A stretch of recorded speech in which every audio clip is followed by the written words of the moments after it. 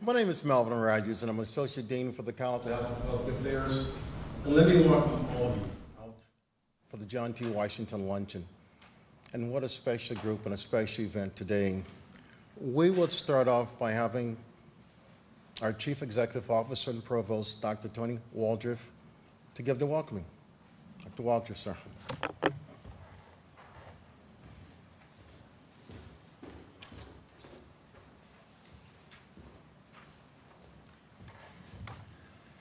Mel, since you used formal title, I'll thank you, Dean Rogers, for the introduction. But let me say on behalf of the university and particularly on behalf of President John Hitt, I'd like to welcome everyone here today, the 28th Annual Dr. John T. Washington Community Service Awards and Scholarship Luncheon. As was the case last year, and I'm sure will be in the future, I'm really delighted to be able to join you today. I'm sure most of you know that each year the African American Studies program hosts this special event, special because it recognizes adults and youth who have made outstanding contributions to our community. I know that you've all heard many times that we believe UCF stands for opportunity, and today, as we do each year, we have an opportunity to advance the ideals of a man who cared deeply about civic engagement in people. Besides being one of the first African Americans to hold a faculty position at UCF, Dr. Washington was a humanitarian and leader who not only taught a life of service, but most importantly, he lived it. His sincerity, his altruism had a profound impact on all those with whom he had contact and still has it on people who've come along after that. He was a humanitarian who taught and inspired students of all nationalities, and his service really lifted up the whole community. Today, in honor of Dr. Washington and all of his many accomplishments, President Hitt has proudly declared today at UCF as the Dr. John T. Washington Service Day.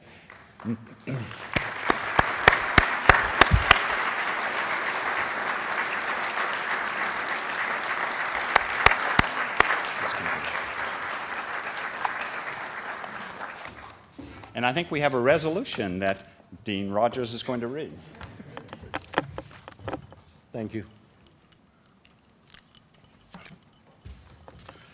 Whereas the University of Central Florida is a metropolitan university that encourages community service as a fundamental educational value, and whereas the university engages in collaborative relationships that support our aspirations to be the nation's leading partnership university, and whereas the university is committed to becoming more inclusive and diverse, and has defined a leadership role for itself in this regard.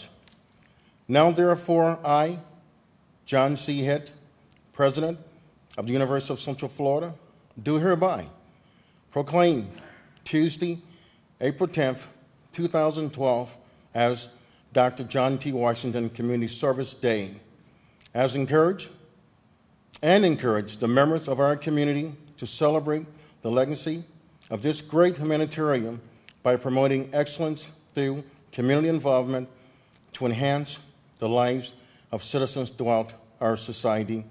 And on that note, too, I would like to introduce you to our president, Dr. John C. Hitt. Dr. Hitt.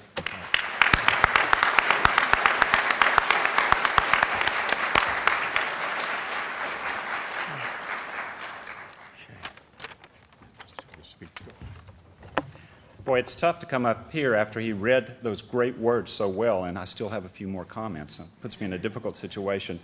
As you know, this annual luncheon honors Dr. Washington's legacy by celebrating the involvement of citizens who participate in community and civic programs here in the greater Florida area. These awards recognize people who exemplify the same humanitarian and scholarly characteristics that Dr. Washington portrayed. Let me give you a bit of numbers about this. Since 1984, the John T. Washington Award Committee has given 78 awards and granted over $30,000 in scholarship. These awards have certainly encouraged recipients to continue their worthwhile service to the community, encouraged others to be involved, and have enabled deserving students to further their academic careers. Dr. Martin Luther King Jr. said, "Life's most urgent question is, what are you doing for others?" We certainly know what Dr. Washington did for others, and I would ask you to ask the same question of yourself as we celebrate here today and hear about these awards. What are we all doing for others? Welcome to the luncheon.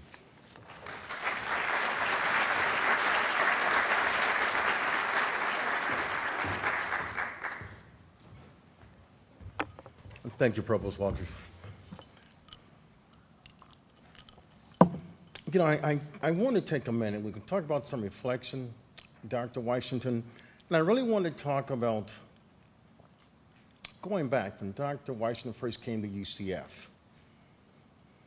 And I was reading last night and looking at what it means being the first to come into a university, Afro-American, and what a load he had on his shoulders coming in, what he had to prove, coming into a community where he didn't know anyone, coming into a community where you are very much at distance when you come in. A lot of us have been there before, the only one. But this man had a vision. He had a goal. But most of all, he wasn't selfish. Because as he looked around the university, as he's walking, I remember when I first met him, and we talked about what it meant to be the first, and the role that he had to play in order to do what? To get more students, faculty here. And that goes back to something he told me a long time ago. I can't do this by myself. That I have to work with others to get others to understand the value of diversity. You know, we talk about diversity, he would say, but to really get people to have a passion about diversity, that is rough to do. It was rough then, and it's rough now. But we still have this challenge that he took upon himself to say, I'm going to be good at what I do. I'm going to be the best professor here. There's an image that I have to project, because I want people to realize that we are at the table now, and therefore, we're going to be what? Great scholars, great teachers, great educators.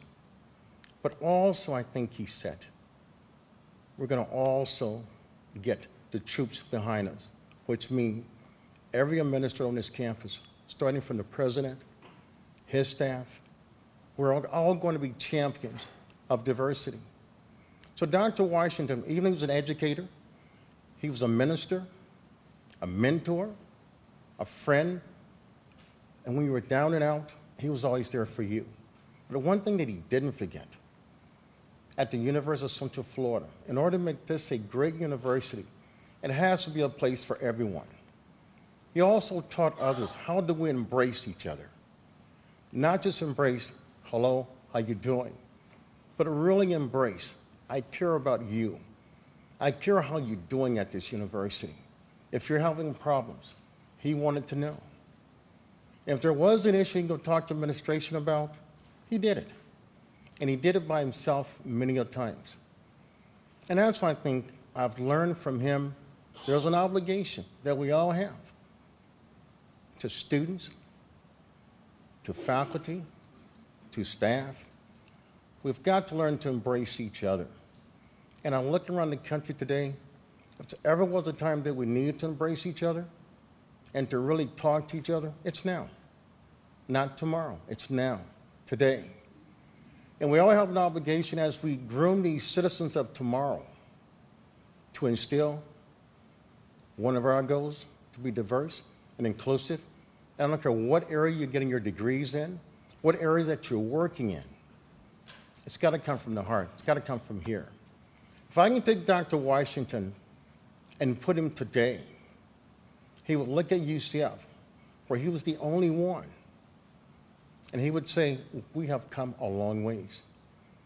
He would say, Dr. Hitt, thank you for having a passion, having a belief. And then also he would say, you know, we've got to keep going. We've got to go further. You know, the road is still a road that needs to be paved with that diversity and with that inclusion. So today I'll challenge each and every one of you, When you think about Dr. Washington, how can you make a difference?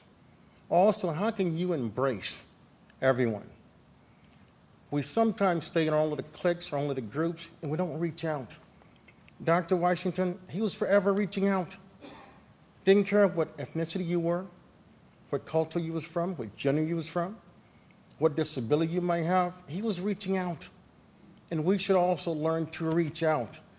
The legacy is only as good as we continue to make it to build on. And we have the obligation we must build. Thank you.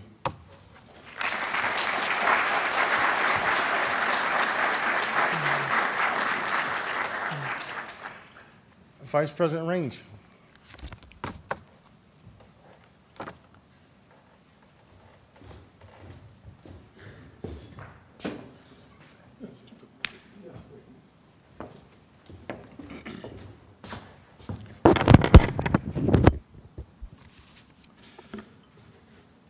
Let us invoke the presence of God. Let us pray. Almighty, everlasting, gracious God our Father, we honor you, we recognize you, we offer thanksgiving and praise. We're thankful for this beautiful day, for this fine institution, and for the spirit and legacy of Dr. John T. Washington. We ask your blessing now upon us as we move forward in faith, in service, in commitment, in dedication to continue on. We ask your blessing upon the speaker, the faculty, the staff, students, the administration. We ask also that you would bless the Washington family. Thank you for their love and commitment. Bless now this food, we ask, that it will nourish and strengthen our bodies unto your service.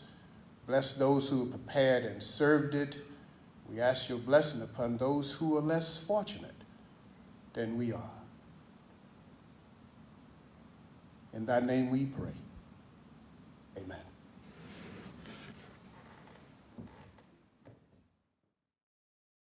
Shaniqua Bernard, all right, she's going to come up and really do a very special entertainment for us today. And we're looking forward. And what a beautiful person. Shaniqua, please. All right.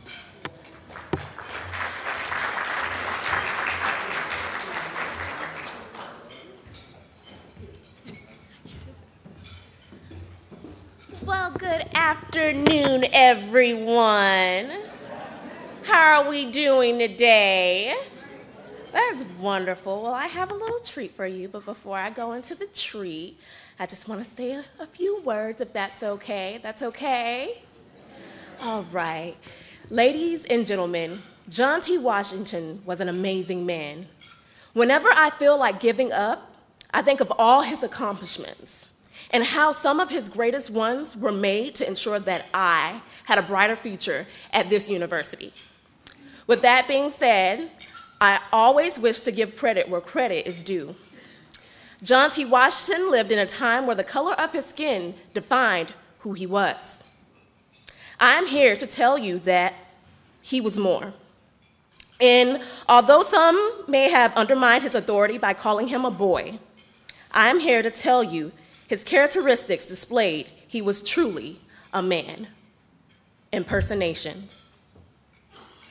Our perceptions of black men have been misconstrued. Black boy, black man, many times we cannot differentiate the two.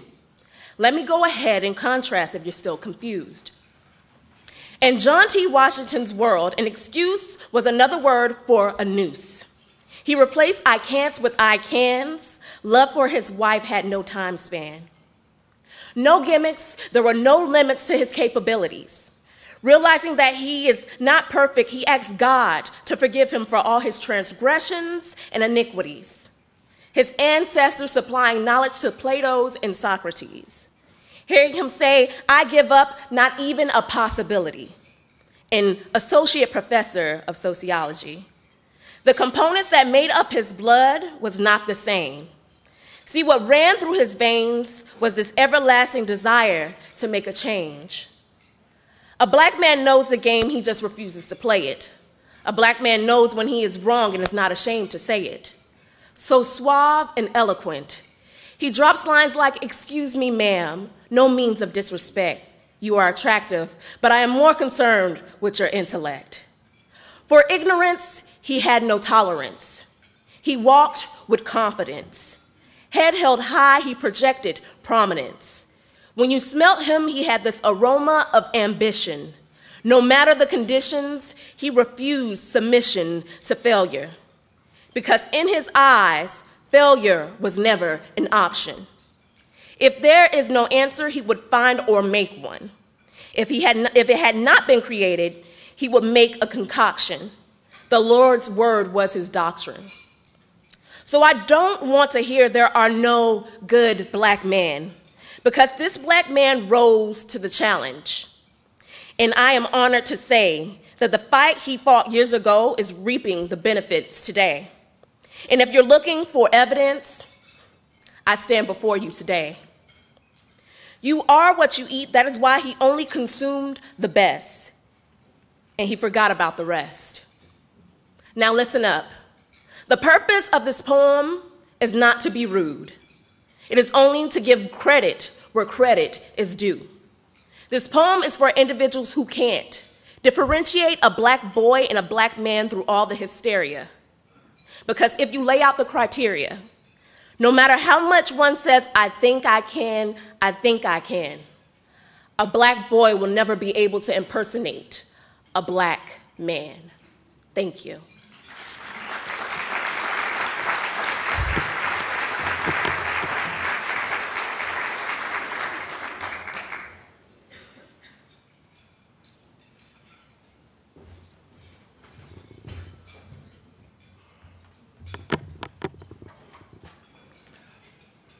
Okay, we're going to move on to the award portion of the program today.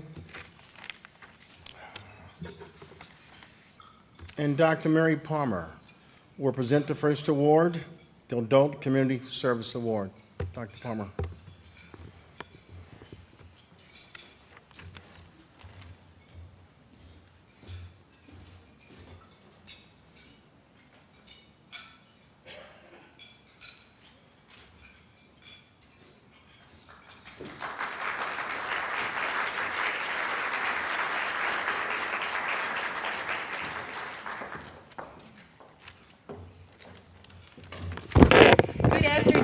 What a pleasure it is to have the opportunity to present the Dr. Washington Community Service Award to Dr. Margaret Miller.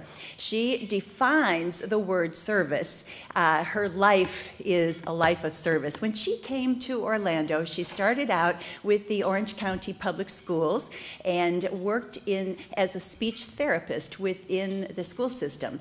In January 1971, UCF had the brilliance of snatching her away, and she came to become a faculty member here at the university. In fact, she was the first African-American faculty member at this university. She defines firsts. Her life is filled with firsts.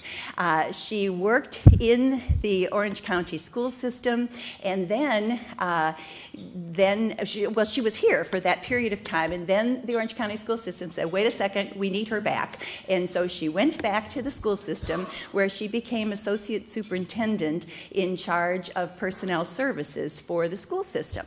But then she got the call from the university. See, this was this back and forth thing. She got the call from the university, and the university said, "Wait a second, it's time for you to come back." And so in 1985, she came back to the university, where she continued her work with exceptional education, and then she worked as the first African-American administrator in the College of Education. She was the assistant dean for clinical studies and a variety of other things. Her life at the university was a life of service. But beyond that, in the community, she continues to serve the community in many, many different ways. And in fact, there are so many that I do have to refer to my notes about her so that I can share some of these great accomplishments with you. She is a longtime member of the board of directors of both the Dr. P. Phillips Foundation and Dr. Phillips Incorporated. She's a valued member of that board and serves the community through her work there. She was an educational consultant for 5 years to the BETA project. The BETA, you might know, is the abbreviation for Birthing, Education, Teaching, and Acceptance. She worked with pregnant high school girls to help change their vision for their lives so that they would have career opportunities, they would see advanced education as part of their lives. And you can imagine that she was super wonderful at this particular kind of work as well. She was on the Fund Distribution Committee for the Heart of Florida United Way. She's on the Central Florida Presbytery's Commission on Ministry. She, in 2011, her most recent award was from the Onyx magazine for its Distinguished Citizen Award. This very prestigious honor, she was well deserving of this great honor. She also was honored by the Central Florida Women's Resource Center with its Summit Award for her community service. So you can see that she has had a life of service. When we were talking a little earlier about Dr. Washington saying, embrace people, embrace others. Well, Margaret embraces others, and I imagine that many of you in this room have been recipients of her cakes. She bakes about 3 jillion cakes in a year and gives them to everyone in her life. She is well deserving of this wonderful award, and I know that you'll want to join me in congratulating her today.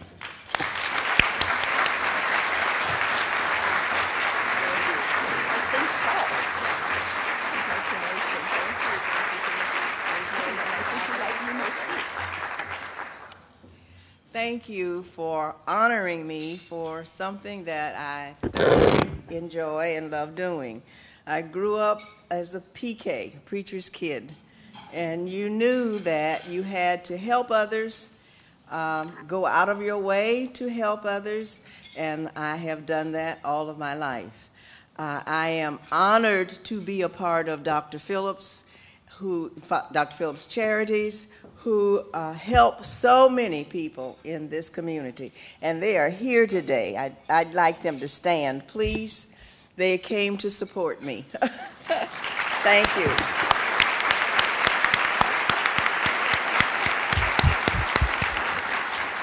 And of course, Mary is right. I do a lot of baking. My mother, in her past part-time work, was a caterer. And so I started baking when I was in 3rd grade.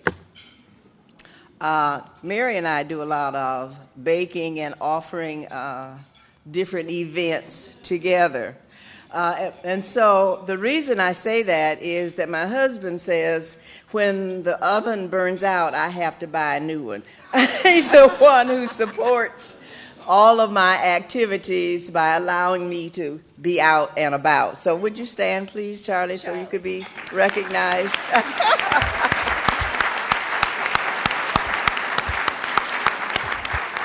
And then there are wonderful, wonderful supportive members from the College of Education, our dean, and some of the people with whom I worked when I was here for those 30 years. Would you please stand? They are here to support me as well. Thank you. And then I want to thank Dr. Hitt and his administrative staff for allowing this to continue over 20 years, over 20 years. And thank you for your work in the community for us. Okay, that's it. Thank you, Michael.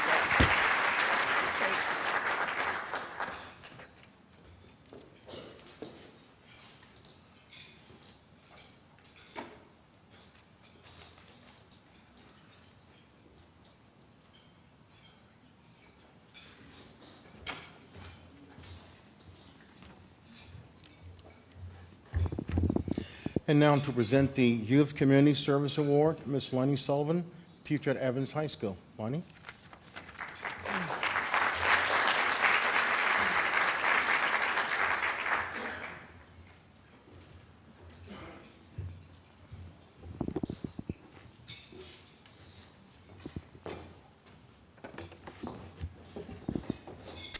Good afternoon. My name is Lana Sullivan, and I am the College and Career Resource Coordinator at Evans High School. And it is an honor to be here today because I actually have roots here at UCF.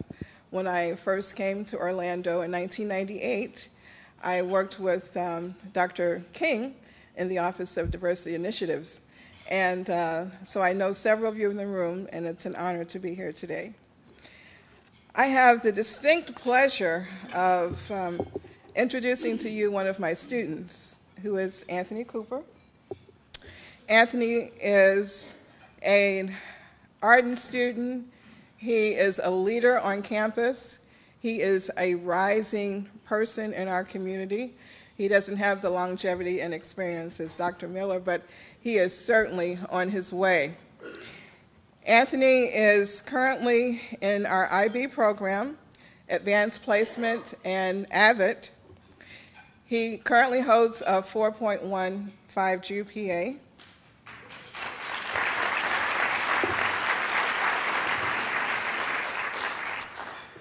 Among his other academic accolades includes the Mr. Darden 2012 Award for Academic Excellence. He spends his summers at Morehouse College in the intern program, the Environmental Science and he received the Environmental Science Excellent Award in 2011 for that endeavor. He is currently the junior class vice president. He is the president of our chapter of the United Nations Student Alliance. He is also working with the Rollins College Upward Bound program for students that do aspire to go to college, as he will soon do. He is the president of the National Honor Society, student government, and I can go on and on and on and on. While other students were on the beach enjoying their spring break, Mr. Cooper went to Washington, D.C. He, along with a delegation of 100 other students, attended the congressional hearing for Trayvon Martin, and he had, at that time, the opportunity to meet with John Lewis, the famed civil rights leader, as well as Congresswoman Corrine Brown. Among his other activities, he is a volunteer with Suicide Prevention Watch, volunteer for the Art and Jazz Festival, and also a volunteer for the Covenant House Candlelight organization here in Orlando, Florida.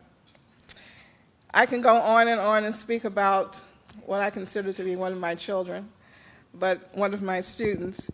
He aspires to major in health services administration, and he wants to be a hospital administrator. He is a leader on campus, a leader in our community, and it is my sincere pleasure to present to you Mr. Anthony Cooper.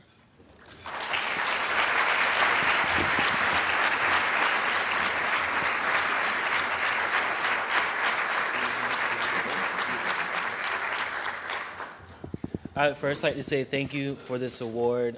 It is just another token of my ambition to continue my community service to the African American community as long as possible, along with many other communities in the Pine Hills area. Growing up was not easy. I am 17, so pretty young.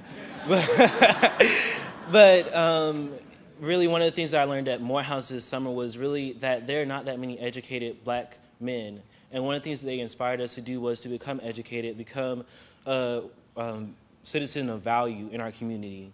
And one of the things they also taught us was about the Renaissance man, and they had an ideal strategy for that, and to be well-dressed, well-articulate, as well as community service and to involve community and other things. So I thank you for this award and hope to continue my community service. Thank you.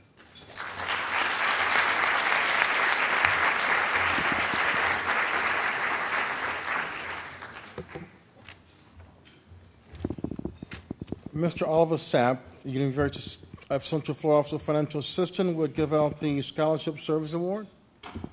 Okay. And following him will be Aubrey Sherman, President of the John G. Washington Honorary Society. Thank you. Please.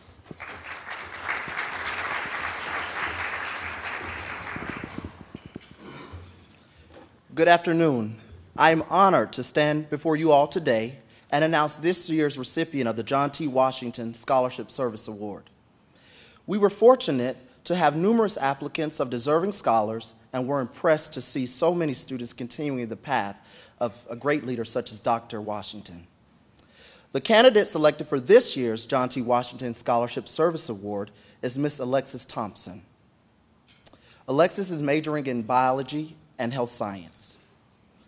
Alexis entered the university dedicated to service and the belief that service to others is indeed an honor and privilege. She embodies the legacy of the late Dr. John T. Washington, who sought to serve others through scholarship, campus and community involvement, and care for those who could not care for themselves. The civic work of Ms. Thompson began early on with her involvement with the Girl Scouts. This early recognition of service by Alexis might be perceived by some as a small act of kindness, but she learned it could make a world of difference in someone's life.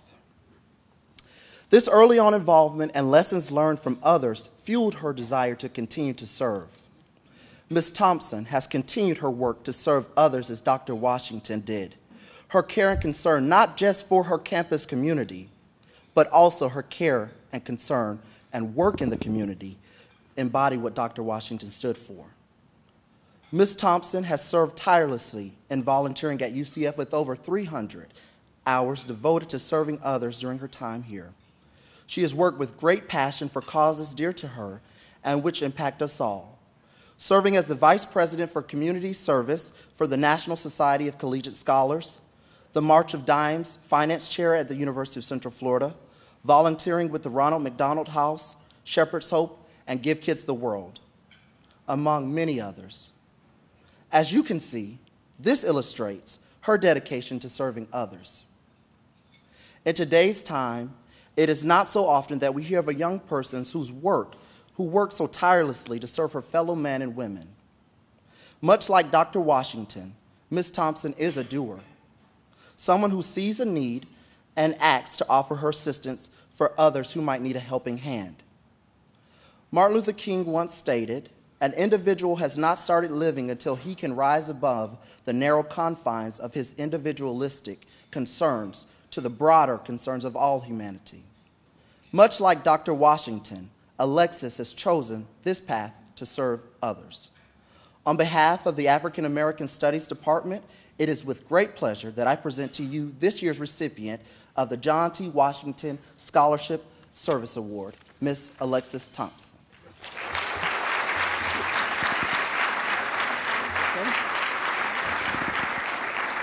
Okay.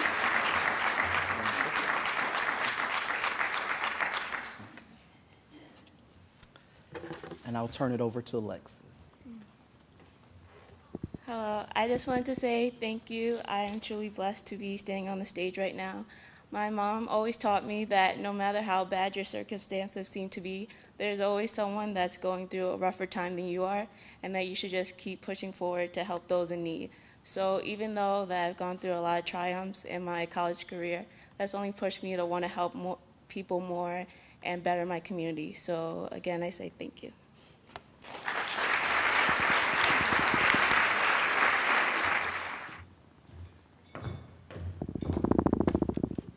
Good afternoon, everyone. I'm a little small, so hope you guys can see me. My name is Aubrey Sherman, president of the John T. Washington Honor Society.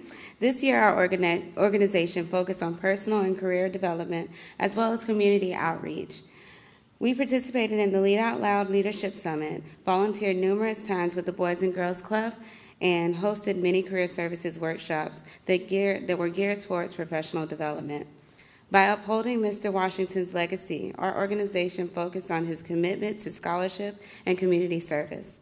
While being in the John C. Washington Honor Society, members have grown as students as well as community servants. And we want to thank you all for your support, and we hope to see you all again next year. So thank you.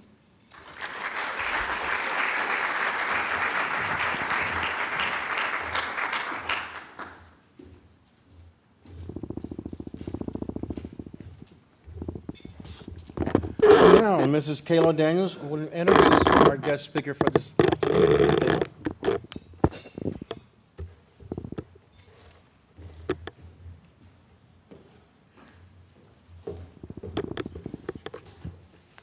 afternoon, everyone. To the faculty, administration, students, and guests of this year's luncheon to honor and commemorate Dr. John T. Washington, good afternoon again. My name is Kyla Daniels, and I'd really like to start by sharing a story about a blind boy who sat on the steps of a building and he had a hat at his feet. He held up a sign and the sign said, "I am blind, please help." And as he was holding up the sign, there was a man that was walking by. He noticed that the hat had very few coins in it. So what he did is he decided to drop a few additional coins right on the sign, and then he decided to walk away and check back later on in the afternoon. He noticed that the hat was filled with lots of coins, and the boy recognized his footsteps, and he said, "Hey, were you that man that wrote on my sign this morning? What did you write?" Well, the man said, "I only wrote the truth, but I said it in a different way. It meant the same thing." What the man had actually written on the sign was, "Today is a beautiful day, and I cannot see it." The first sign simply said the boy was blind. The second sign said and told the people that you were lucky to not be blind. The moral of this story is to be thankful for what you have, be creative, be innovative, and think positively. See, this story has everything to do with altruism. It's having an unselfish concern for others and seeking the benefit of welfare of others. Sometimes in order to truly make a difference, it's not just enough to be altruistic, but it takes going the extra mile when no one's looking, like our very own leader, Dr. Kevin Washington. Today, we are honored to have such a dynamic speaker whose experienced academic research in African studies and the dedication to community service is leading the legacy that Dr. John T. Washington left behind. Now, the fun part. All you have to do is say yes in your most enthusiastic, "I just won $1 million" voice. Okay. Can you keep a secret? Yes. Come on. Can you keep a secret? Yes. All right, that's more like it. Well, you didn't hear it from me, but because you can keep a secret. Dr. Washington was recently elected as the chairperson for the Licensure Certification Proficiency Program Standards Committee for the Association of Black Psychologists. Want more? Yes. And recently, he was selected to develop a study abroad program in Barbados to engage in cross-cultural research for Valencia State College. Now, that's a secret worth sharing with everyone that you know. Marian Wright Elderman said, "Education is for improving the lives of others and leaving your community and world better than you found it." While earning a doctorate degree has opened many doors and positioned Dr. Washington in the right place at the right time, he uses his academic successes to be a value to our community, and that's his greatest accomplishment. One day, in his most sincere tone, Dr. Washington said that his greatest accomplishments in life were becoming a father of his two beautiful daughters, working with local churches in our community to build community, and the development of a fatherhood initiative program with a homeless shelter. As you can see, Dr. Kevin Washington devotes his life every single day to healing the human soul so that as others grace his presence, they are going to be impacted by his kindred spirit and willingness to pass on knowledge that he's acquired. With the natural ability to inspire, enlighten, and encourage individuals across all paths, we are definitely in for a treat today. So without further ado, Please join me in welcoming Dr. Kevin Washington.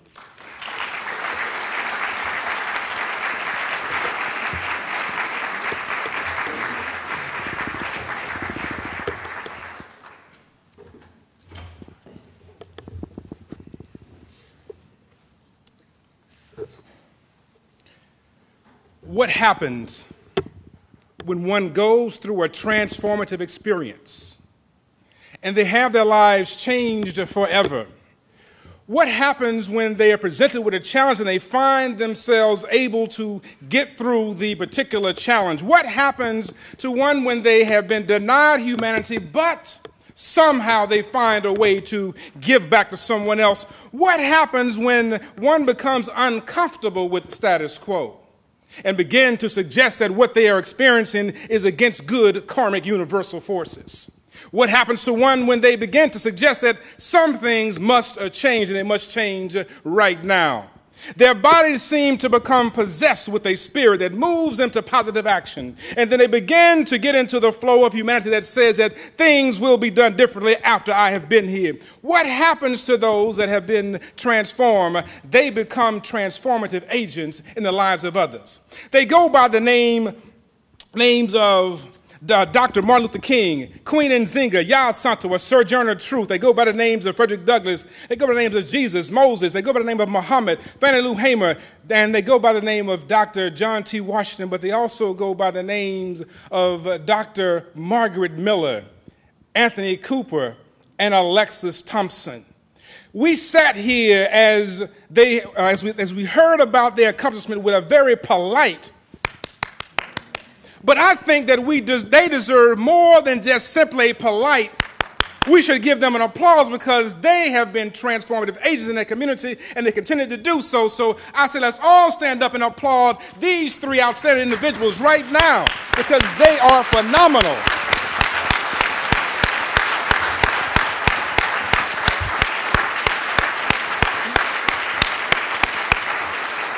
Yes. Yes. I just got started, that's all. Good afternoon. My name is Kevin Washington. I, along with the entire Washington clan, approve this message. To the President, Dr. John Hitt, to the outstanding administrators and educators at the institution, to those that have come to celebrate Dr. John T. Washington's legacy, I greet you again, good afternoon. If I were among the Yoruba, I would say, She Alafiani. If I were among those that spoke Wolof, I would say, Nagadef. I would also say, Wahutasan, if I spoke Chui, among all of the folks here. But since I'm in America, I'll say, what's up, y'all? Dr. John T. Washington, it's not known that we are biologically connected. So you can get that out of your heads right now. But he, like my father, shared something very special. They both were in the U.S. Air Force. They both were educators and counselors. They both were men who cared deeply about the community. They also were both men who wore afros and big neckties in the 1970s, as you see in that picture. There's much to be said by those who care enough to have their finery represented by big bow ties and afros. In an article written by Jesse Washington entitled "Washington, the Blackest Name in America," it is suggested that there are approximately 163,000 people named Washington, and 90% of those are black folks. There are other folks who have Washington as well, but 90% of those with that name are black. There's many theories that suggest why that happened, but in a book by Ron Chernow, he talks about George Washington in his biography called Washington, The Life of George Washington. He acquired many slaves or enslaved Africans, and one of the things that he did is that George Washington was struggling with this notion of enslavement being a vile institution. Though he treated his enslaved Africans harshly, he was struggling with it. And so in his will, he wrote that upon his wife's death, the 120 slaves that he owned would have to be released. And the entire Washington clan were released from his plantation upon her death. But he also suggested that all of those that were released be educated, or at least trained, given some trade, and provided some funds for the sick and the aged. He also had this notion of, Chernow says, a vision for a biracial America. It is important to note that George Washington was the only president who owned slaves that actually released his so-called enslaved population. So it is suggested that he was an extraordinary, visionary man. We are here to observe another Washington who was about telling the truth about what needs to happen. A dear sister says that a boy cannot impersonate a black man. You cannot impersonate somebody taking care of business. A boy can do a whole lot of things, but it takes a man to take a stand when it's time to take a stand. And we see that Dr. Washington took a stand. He seems to embody one of the most profound programs that I've ever come across, which is a bridge builder. An old man going down a lone highway came at the evening cold and gray to a chasm vast and wide and deep, with waters rolling cold and deep. The old man on the twilight dim crossed. The sullen streams had no fears for him, but he turned once safe to the other side and built a bridge to span the tide. You are wasting your strength with building here, said a fellow traveler. You a journey will end at the ending day. You'll never cross this way again, moving forward. You've crossed the chasm in the twilight dim. Why build this bridge for him? He says, the bridge says this very clearly. The builder lifted his old gray head, good friend, in the path I've come, he said. There followeth after me today a youth whose feet must pass this way. The chasm that was a naught for me, to the fair-haired youth may a pitfall be. He too must cross in the twilight dim. Good friend, I build this bridge for him. Dr. Washington had care and concern for others, and it speaks volumes. He was a builder, a bridge builder. Educationally, socially, and politically, he engaged in building bridges. He was able to become a faculty at this institution in the 1970s, and he used his position to facilitate the education of folks like him who had similar experiences. It was not his particular duty to help other folks. He was simply brought here to teach sociology. He did not have to stop and look back and to help others. He could have just stopped and had his good faculty position and said, enough is enough. It is all done. He could have said that you get your own, I got mine. But he did not. He stopped and he built the bridge to make sure that others would be able to pass and to have an experience of education. See, there are some in this community, when I got ready to come here, they said that, do you know UCF stands for black folks you can't finish? And so we have to understand that was in 2000. I'll say it again. Y'all don't get quiet. That was in 2006 when I came, and it says that UCF stands for black folks you can't finish. But they were not very clear about the legacy of Dr. John T. Washington. Because what he was suggesting is that there is a way to come through and to make things possible for others. He, like Fannie Lou Hamer, had to get to a point where they say, I am sick and tired of being sick and tired. But you get sick and tired after you have had some experiences. After you've had enough, you are able to say enough is enough. See, Fannie Lou Hamer in 1964 went to speak in Atlantic City, part of the Mississippi Freedom Delegate, the Democratic Party, and they were speaking out against the ill treatment of individuals in the South especially. Fannie Lou Hamer was one of a very small family. There were only 20 children in her family. She was the youngest of that particular group of folks. And their family were sharecroppers. See, she had seen her father work his way up and earn money to buy land and to buy mules, and to find out that somebody actually poisoned those mules so that he could not even reap the benefit of his land. She had seen some things in her life, and so she said, I'm sick and tired of being sick and tired. She married in 1942 in Sunflower County, Mississippi, and became a sharecropper with her husband. And so she adopted 2 children. She was diagnosed in 1961 with uterine tumor. Ms. Hamer checked into the Sunflower City Hospital to have it removed without her knowledge or her consent. Without any indication of medical necessity, the operating physician took the liberty of performing a complete hysterectomy. 3 years later, as a leader of the Mississippi Freedom Democratic Party, Ms. Hamer spoke about her experience to an audience in Washington, D.C. at the same time that she's articulating voting rights for African Americans. She also told that she had an involuntary hysterectomy performed. She also, it was called the Mississippi appendectomy, an unwanted, unrequested, unwarranted hysterectomy given to poor, unsuspecting black women. According to her research, 60% of the black women in Sunflower County, Mississippi, were subjected to postpartum sterilization at Sunflower City Hospital without their permission. A number of physicians examined women after the procedure was performed and confirmed that the practice of sterilizing Southern black women through trickery and deceit was widespread. She spoke out against the ill treatment of women whose experience she shared. Fannie Lou Hamer spoke out against the mistreatment from her childhood that she had experienced to her adulthood. See, that is what happened when you get sick and tired. Dr. Washington had had some experiences where he knew that he had to be a voice to the voiceless. He began to try to set a path straight in a place that had been actually not favorable to certain populations. And I do understand how the academy can be unfavorable to those that they do not seem to be actually part of the club. I am part of that process.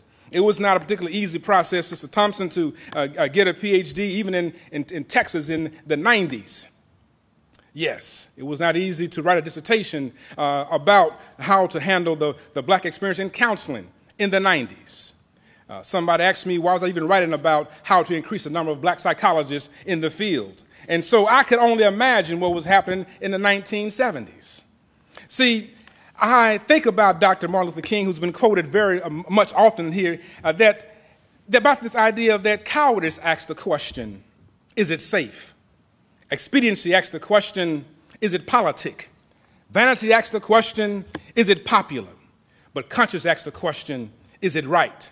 And there is a time that it comes when one takes a position that is neither safe, nor politic, nor popular, but one takes it because it is right. Dr. Washington took some steps because they were the right steps to take at the right time. Taking a position on the side of right is revealed as we see his instrumental establishment of the Office of Affirmative Action and the African American Student Union and the Office of Minority Student Activities at UCF.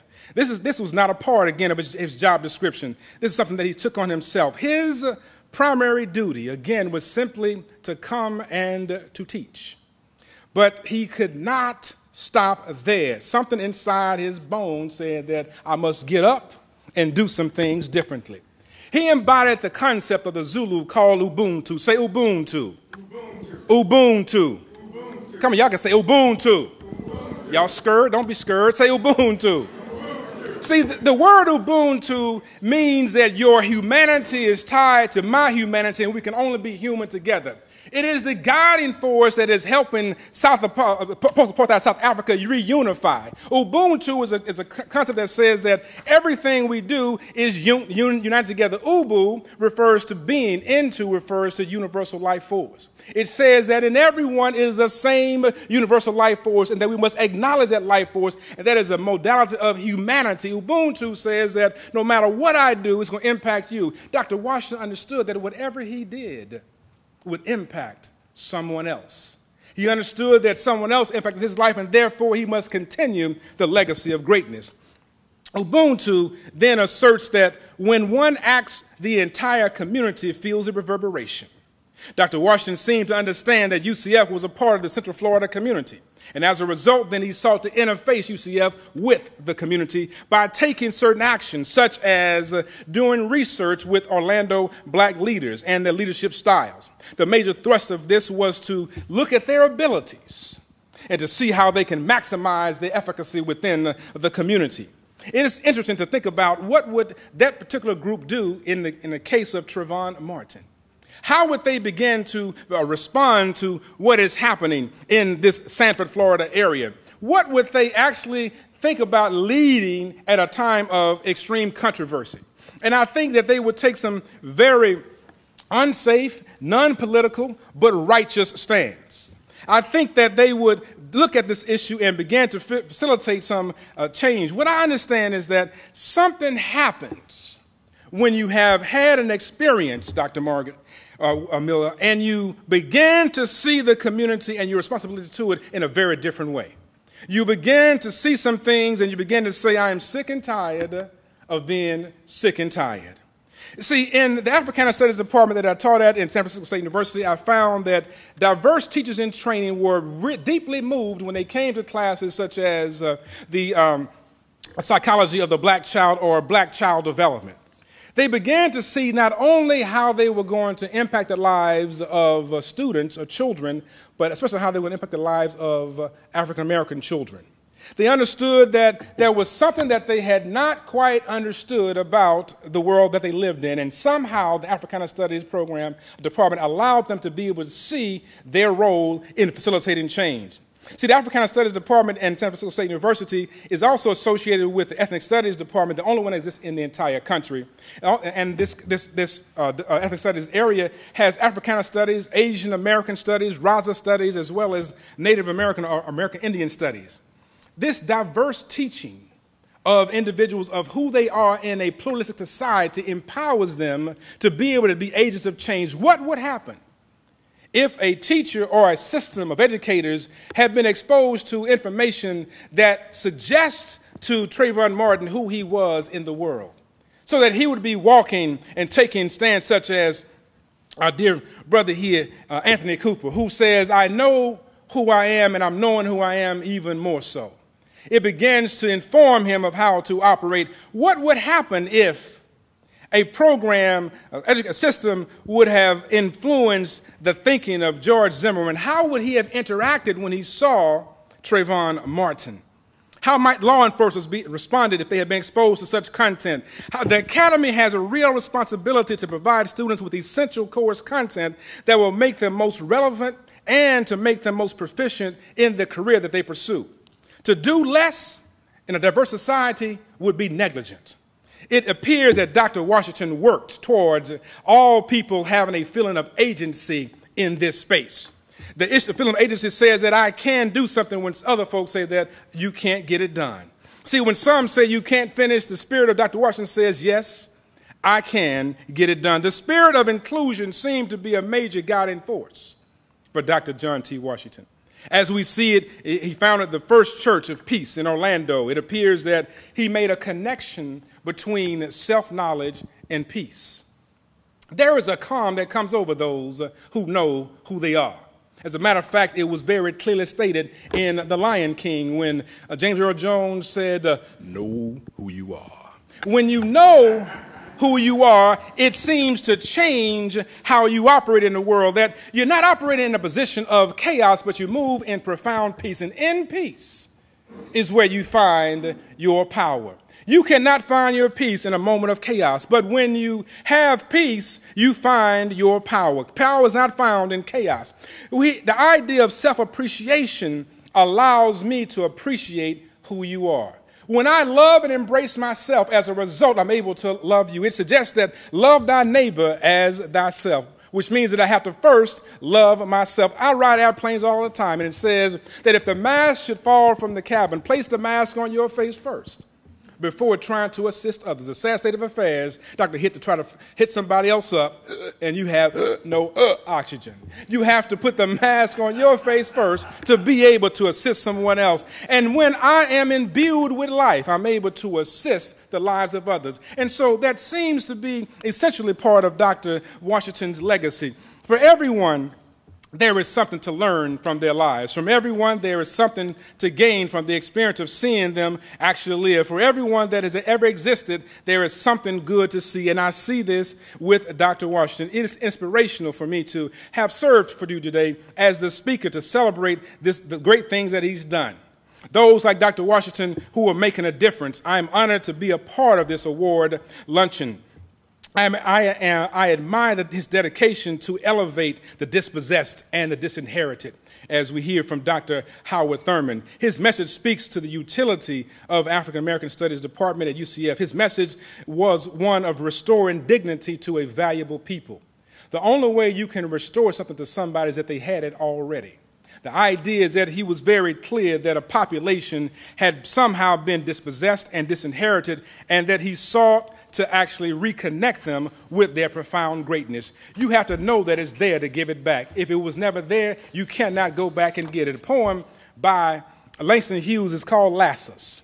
And so this college student, African-American student, come home to the country, rural area. She says, her mother says, Randy, give me some lasses. And Randy says, Mama, it's not lasses, it's molasses. And she said, Randy, give me that lasses. And she says, Mama, it's not lasses, it's molasses. She said, Randy, I can't get molasses until I have some lasses first. So you can't give it back if it ain't never been there. As we look at the life of Dr. Washington, we see that he was one who lifted as he climbed. He was one who gave a contribution to others. We see that he understood the power of the Central Florida region. This entire community is rich with a legacy. There is an entire community with the distinction of hosting the Zora Neale Hurston Festival. There is a community here that is the first African-American municipality in this country called Edenville. There is a place here for those who have Haitian legacies and Dominican Republic legacies and Jamaicans and Barbados and Bajans and Guyanese and Bahamians and Trinidadians and Brazilians in this area. This area is rich for understanding the power of a community. Their stories must be told. There are African Americans and Congolese and Nigerians and Ethiopians residing in this area, and they deserve to be celebrated. The Academy has an obligation to that, and that is one of the things that Dr. Washington's life reminds me of. Dr. Washington is suggested to have been a humanitarian, a scholar who sought to advance community. A truly admirable person. He reminds me clearly of Matthew 25:31 through 40, which talks about the least of these. He was one who gave to the least of those so that all of us may have something. How real does Dr. Washington make the quote by Dr. King that says, everyone can be great because everyone can serve? This day is about service. It's about making a positive impact in community. As I review the works of Dr. Washington, I am reminded of the question by Dr. Franz Fanon, which asks the question clearly, who am I? Am I who I really am, and am I all I ought to be? Dr. Fanon also said that each generation must, out of relative obscurity, understand its mission, live up to it, fulfill it, or betray it. Dr. Washington's legacy suggests to us that it is time for us to live up to our full mission. He forces us to ask the question very clearly, to what extent are we upholding the highest standard of humanity? Are our behaviors elevating life to new heights? Does our presence embellish our community? Does our existence enhance the lives of others? Are we being the best person in this moment called now that we can possibly be? If we can't answer those in the affirmative, then I don't think that we uphold in the legacy of Dr. Washington. See, it does not matter your vocation. It does not matter where you've been, and the issue is, where are you going? And if you're not going to a place to make this space better, then somehow you're moving towards its destruction. Dr. Washington says we must continue to move forward. What happens to one who is transformed by an experience? What happens to one who has a moment where they begin to see the world differently and begin to take a stance in it? They begin to impact the lives of others, and everyone they come in contact with is transformed forever. In closing, there was this king that had a son, and he would give his son anything that he desired. And so his son came to him and says, Father, I would love to have a statue of myself. His father said, son, you're my son, and I don't have to just give you a statue. I can give you anything. I'm the king. He says, yes, but I would love to have a statue of myself. He says, well, I'm going to come back, son, because I think that a statue is just not befitting of you. He came back later, and his son said, I would love to have a statue of myself. You know how children can be sometimes. They get very indignant. I have two of them. They can't do that. Anyway, he said, well, son, we never told you this, but your back, it's a little crooked. You are a little different from everyone else. You don't look like everyone in this community. He says, well, if it makes you feel better, build the statue of what I would look like without the hump on my back, and place it in the garden. So his father commanded the artisans to put it all together. They put it together. They put it inside of the garden. And every day, the boy would go look up at the statue. On days when he missed his father, he would go look up at the statue. On days when he just felt like it was a good day to go outside, he would look at the statue. On days when he meditated, he looked at the statue. And one day his father came and saw his son looking at the statue. And he says, "Son, you look different." He says, "The hump in your back is gone." The son says, "All you ever had to do was show me an image of what I could become. I saw it and I became it." Everyone in this room are image makers. The issue is, are we going to continue the legacy of Dr. John T. Washington and create a positive image in this community? Thank you very much.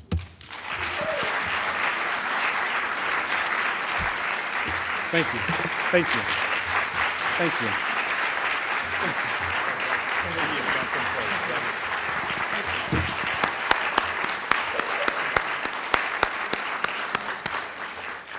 Now you know why the Washingtons.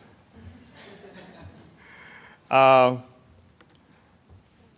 would like to honor Dr. Washington for honoring us today with his wonderful, wonderful, wonderful speech on Dr. Washington. And I would like to present him with this plaque. Thank you. Thank you.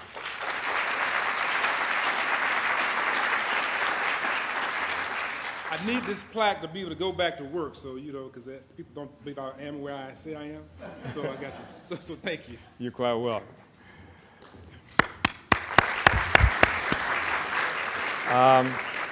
I am deeply honored that Dr. Kevin Washington was available to come and speak with us today, because as what he just said reflects on what I think my purpose is as the Director of African American Studies.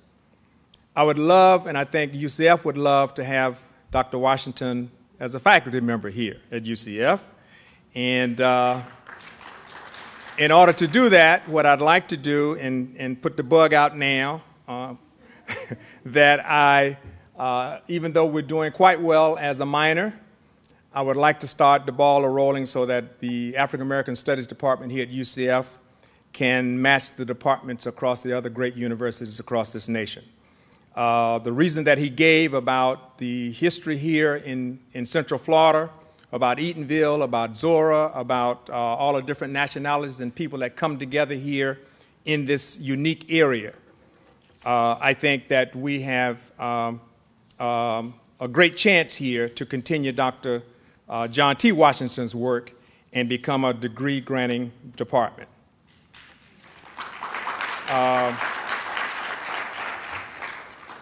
Dr. Stevenson, and I'll get you out of here shortly. I want to thank all of our honored guests and sponsors.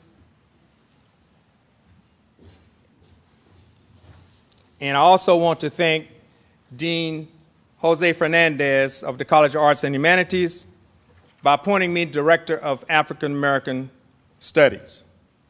However, I would be remiss in my duties if I did not pay tribute to my predecessor, Dr. Joanne Stevenson, for her 9 years of work and dedication as the Director of African American Studies Department. Not only did Dr. Stevenson continue the work of the first African American Studies Director, Dr. Gladstone Yearwood, but she also expanded it. Among her many accomplishments, and I won't go into all of them, was her integral role in the UCF acquisition of the renowned Carol E. Munday collection of African American historical artifacts for research. Today, I would like to say thank you to Dr. Stevenson and present her with a plaque to show our appreciation for the work that she has done for the African American Studies Department.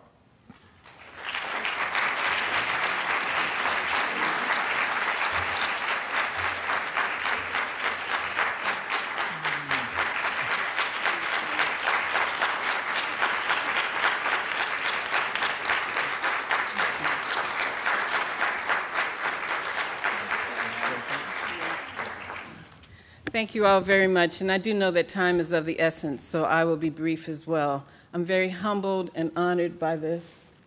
I appreciate you very much for acknowledging the work that I've done, and as Angela has said, it's very difficult for me to accept recognition for things like this, but I'm honored to be standing here.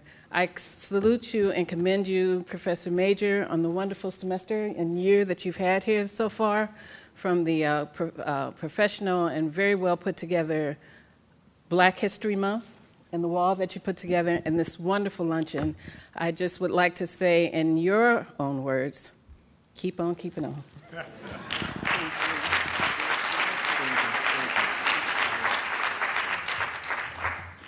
And again, last but not least, I want to thank everyone and also to let you know that unfortunately the health of Mrs. Washington, she couldn't make it today, but she is still very supportive and will always support the work that we do here for her husband. I want to thank all of the honored guests. We were rushing now, so I can't name you all. Thank Dean Melvin Rogers for emceeing for us again. And thank you all for your continued support for the John T. Washington Luncheon. Now, I know budgets are tight, and we call on you year after year. But your support allows us to continue to honor and further the work of a man who worked for justice and pioneered services for all UCF students, faculty, and administration.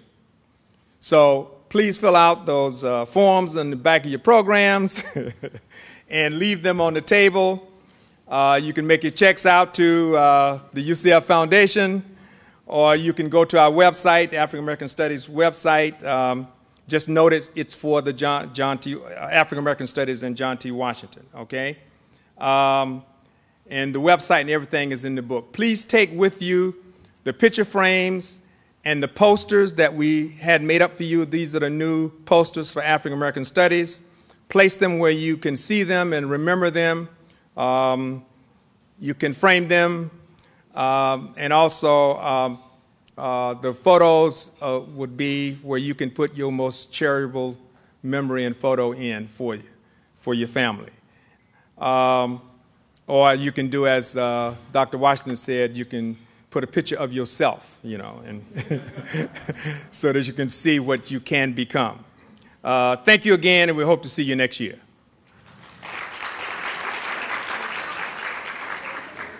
Oh, you can take the flowers, but not the vase. Please take the flowers.